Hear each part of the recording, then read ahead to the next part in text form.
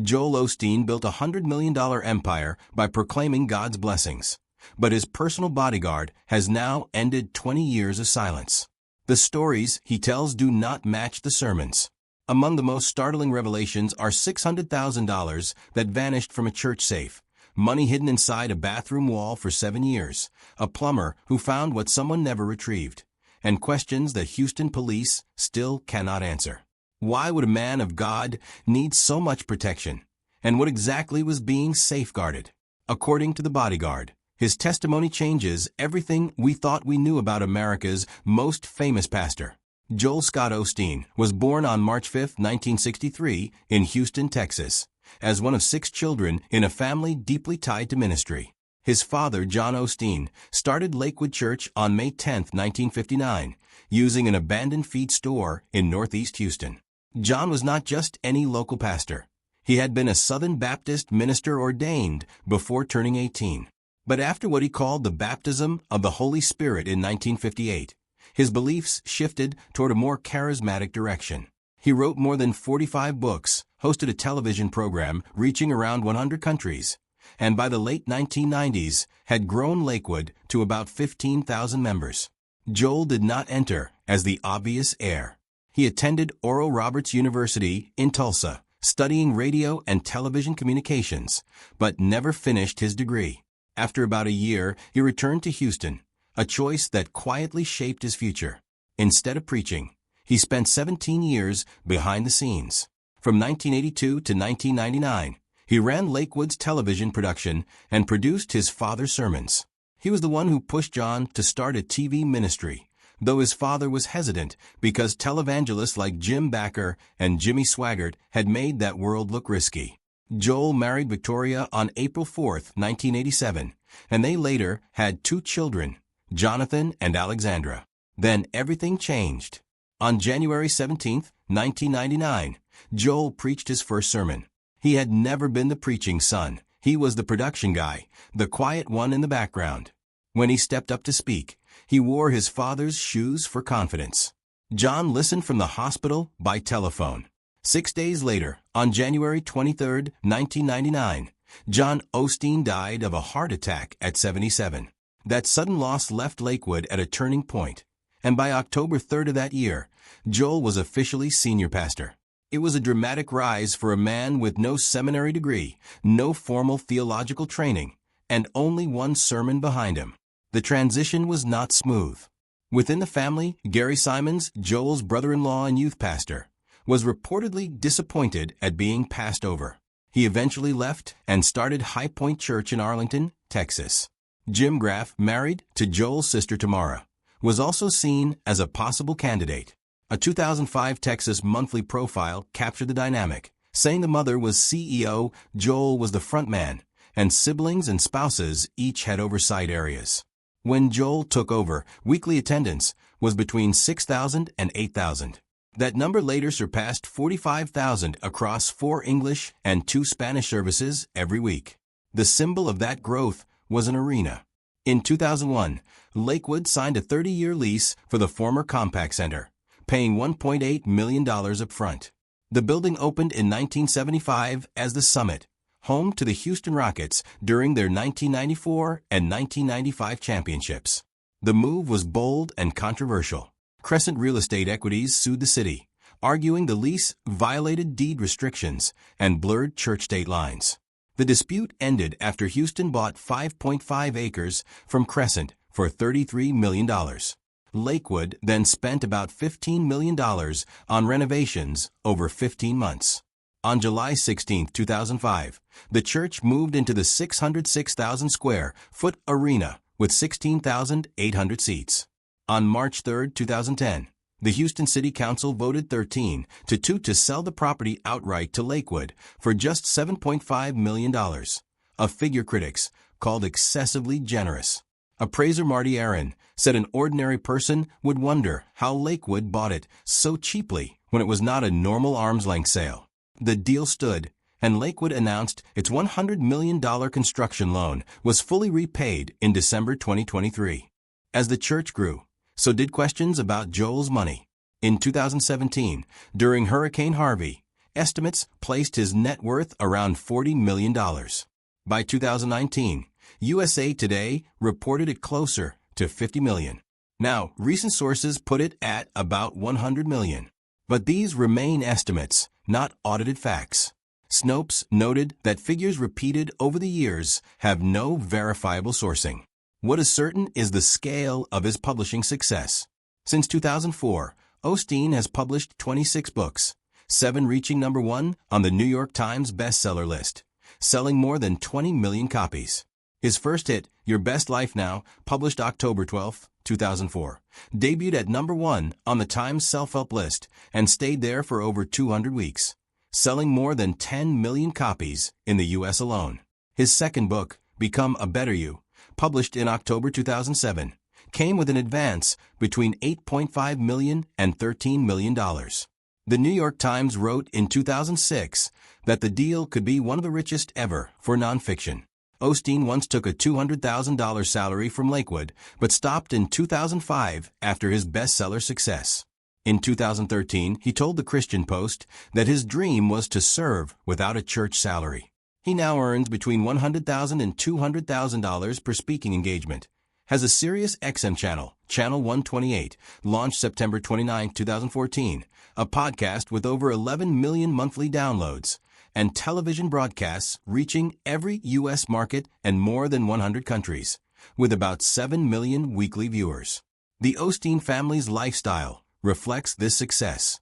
Their primary home is a 17,000-square-foot mansion at 3960 Del Monte Drive in River Oaks, bought in 2010 for $10.5 million. Built in 1937, it sits on 1.86 acres and includes 6 bedrooms, 6 full baths, 3 half baths, 3 elevators, 5 wood-burning fireplaces, a guest house, pool house, swimming pool, and garage space for 20 vehicles. Current estimates value it between $14 million and $16 million. The property is held through the Covenant Trust, not directly in their names. They also own their previous home in Tanglewood, a 5,600-square-foot house appraised at about $2.9 million. Property taxes on the River Oaks estate run about $247,000 per year. The Osteens have not claimed the home as a parsonage, unlike some televangelists.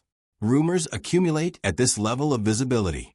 One claim is that Osteen owns a $325,000 Ferrari, but Snopes found no verification in 2021, no photos of him driving such a car, and the viral images were actually taken in Coral Gables, Florida, and Zurich, Switzerland, with no connection to him. His representatives say he does not own a yacht, Ferrari, or private jet. Another claim about an $86 million Airbus A319 also appears unreliable. One case made the money questions impossible to ignore. Sometime between the afternoon of Sunday, March 9, 2014, and the morning of Monday, March 10, about $600,000 disappeared from a safe at Lakewood Church, including $200,000 in cash and $400,000 in checks from the weekend's offerings. A church employee and an off-duty Harris County Sheriff's officer discovered the break-in. Lakewood sent a letter to its over 40,000 members saying the funds were fully insured. Crime Stoppers offered a $5,000 reward, and Lakewood added $20,000, totaling $25,000. Despite the attention, no one was arrested. The case stalled. 7 years later, on November 10, 2021, at about 2:30 in the afternoon, plumber Justin Colley worked on a loose toilet in a public single-use family restroom at the church. As he and another worker removed tile and pulled the toilet away, Colley moved insulation aside, and about 500 envelopes fell out of the wall.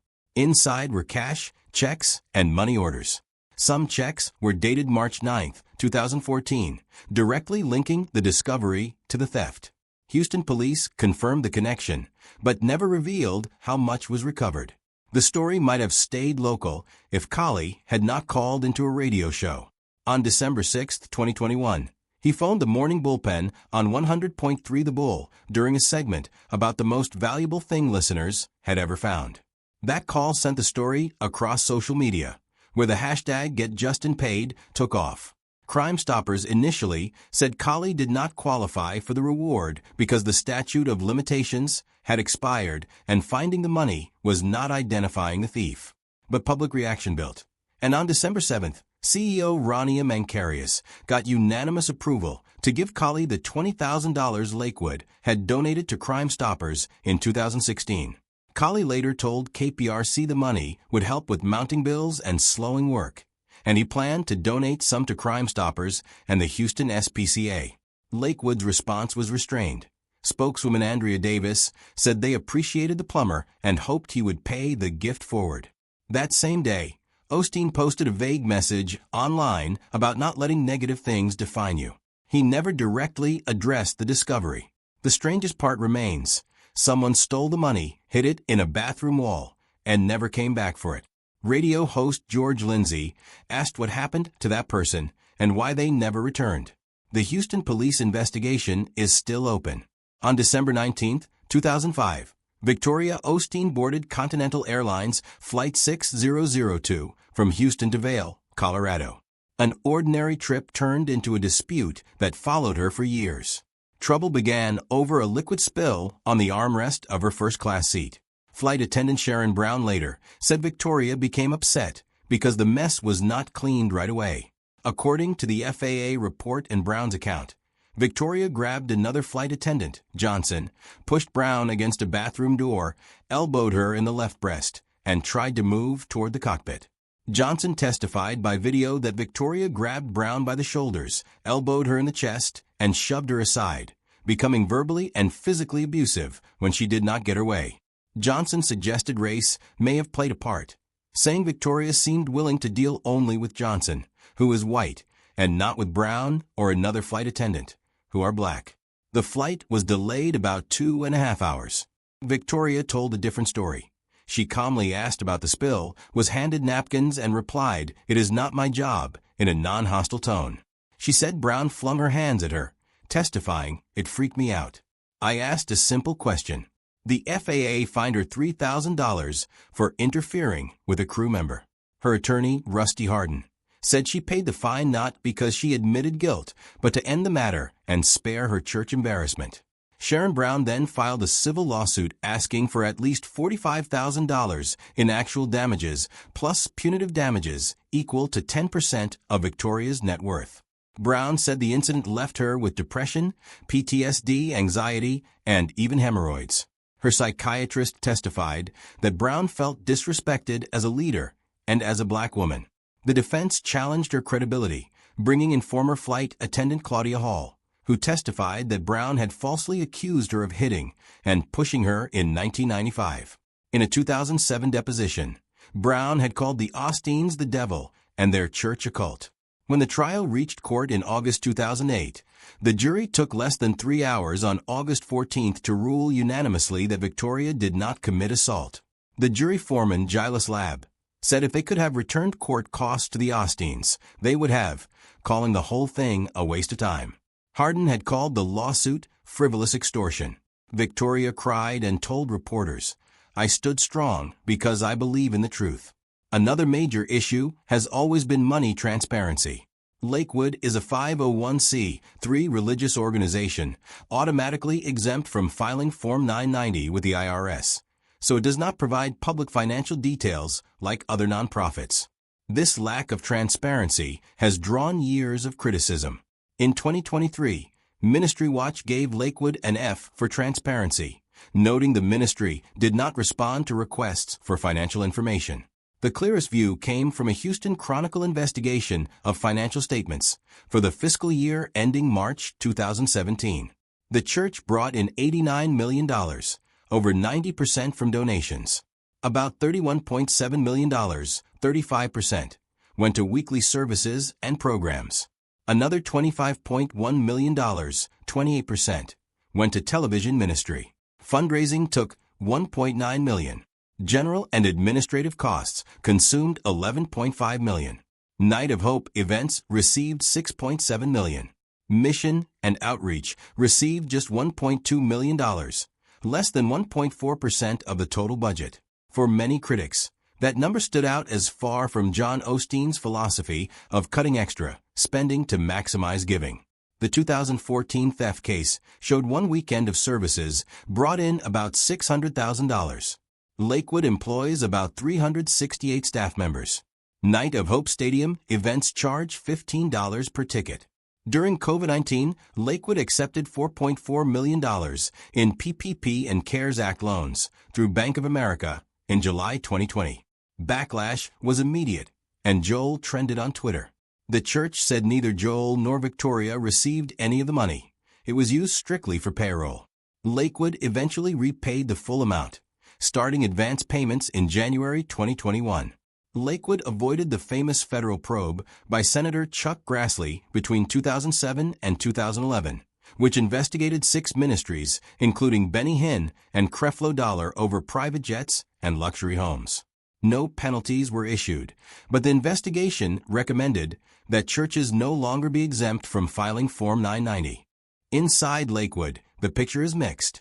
Gary Simons left after being passed over for senior pastor.